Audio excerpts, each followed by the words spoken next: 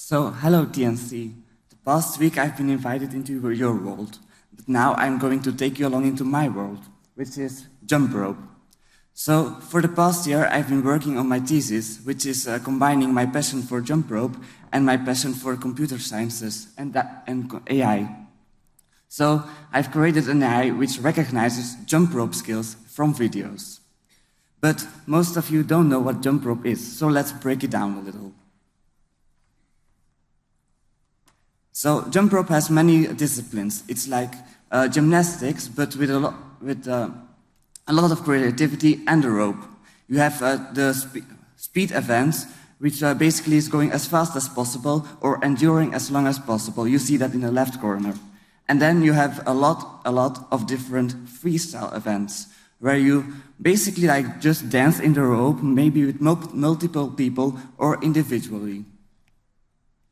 But we do compete, and that is why we have judges in order to score our routines and make a ranking to make it to international competitions or nationals and so on. We typically have around 10 to 11 of them.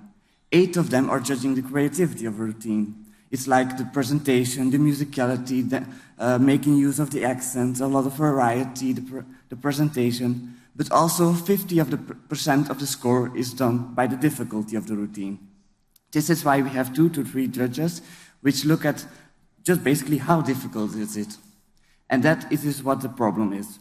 Because right now at competitions, the routines are reviewed at half speed in order to correctly assign scores to it. So right after it's performed, they review it to make sure they didn't miss any single event, because they have to maybe look at 2, 3, or 4 people at the same time. So that's what's been really hard to correctly assign. So that is why I've decided to create an AI which basically recognizes those jump rope skills. But what are these? You typically have a base level of a skill, which is like standing on your hands, doing a plank position, a flip, a cartwheel, and so on. And then you have a lot of modifiers. So you can use 1 hand, 2 feet, which can also increase the level. You can use body rotations, or even the turners can execute skills themselves and doing their hands underneath their knees or something. So this increases the levels to 1 or 8, which increases the score. So how did I create an AI which recognizes these skills?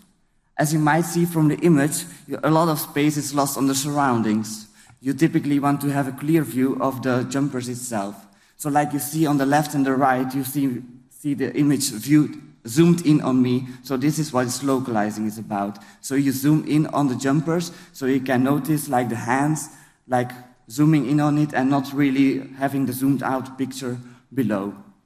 So then in the next step, you can actually isolate each skill, because at jump rope competitions, you have like really quick skills after each other, while you have to calculate the next skill. So you can segment out each of the skills. And when you have segmented out each of the start and the end of the skill, which basically is when you're in the air or when you land on the floor, you can recognize what has been displayed in this part of the section, which is recognition. And as I told you before, it's like more than just the skill only. It's like how many hands, how many feet, how many body rotations, and so on. So to flow it in another perspective, so when you have localized the image, which basically follows around the jumpers, you can actually have the segments which create the nice isolated sections and then recognize what is in it.